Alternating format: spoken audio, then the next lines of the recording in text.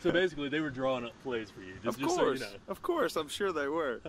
All right, Coach. So when I talked to you at the 7-on-7 camp, we talked about breaking in the new quarterback. How do you?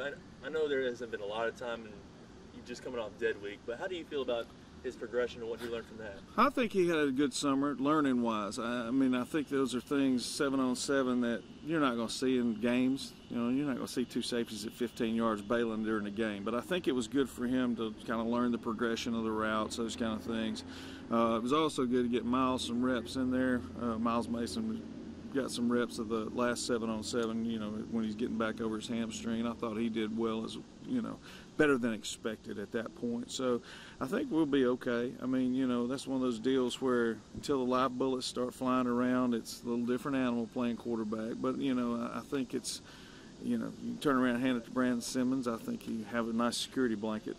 Now, you also have to replace the twins. I mean, everyone talks about the twins, right. But from what I understand, a lot of the guys that you're replacing them with weren't exactly riding pine. I mean, they have playing experience. Correct. I mean, Miles Mason will be playing in D spot, you know, the slot receiver and the running back position. Of course, Miles started and played safety for us last year and receiver as well. And, you know, although Terry doesn't have quarterback experience, he's played for us before.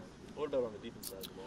Well, that's one of those deals where we've got to – people have to establish themselves in their positions. I mean, we lost two of our linebackers. We lost our middle linebacker. He'd started for 3 years. We lost, you know, two of our defensive ends. Well, I say two of them. One of them's moving to linebacker. The other one graduated. We lost corner and twin, so we lost half our secondary. You know, it's just an identity thing. I mean, it's just, you know, kids that have played before now have to step up and play all the time. So, you know, it's not like they're going to put somebody out there who hasn't played. So. Now, even though you told me about this at the 7-on-7, just now that we're here at Media Days, the Train for 15 idea. Tell me about that, and how have these kids embraced that? You know, you get to a point to where if you've never been there, you don't know how to get there. And you don't know how hard it takes to work to get there. So, you know, kind of last year, in every weight session, we were just trained for 15. We're going to play 15 games. You got to train like it. You know, this is not a day off, week 6. You know, you got 9 weeks left. You know, if that's what you want to do. And so it's one of those deals where it's just trying to motivate them a little bit in different ways. I mean, it's hard to be in the weight room week 8, knowing that you have 7 weeks left. Or I only have 3 weeks left till the playoffs. Well, that's not the way you do it if you want to play at the end of the season. And you know, talking to other coaches that have that experience, that's what they keep saying. You got to push them all the way through. And that was just one of our little catchphrases to go through. Not that your opponents didn't respect Pleasant Grove before, but now that you were the state runner-up, you're going to be coming in with a target on your back. Those are the guys that went to state. You're kind of the bar that people in this area will judge themselves by. How do you think, how do you manage those expectations?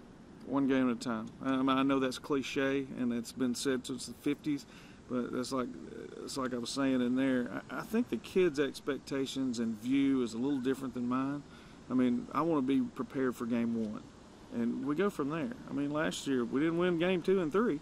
I mean, so, you know, and I think last year we probably learned something at that point, because I think after week 1, a lot of our focus was not where it should have been.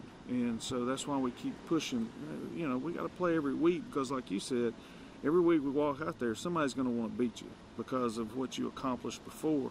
Doesn't mean you've accomplished it now. So we have to set our own tone again, and I think that starts week 1 with Center Point.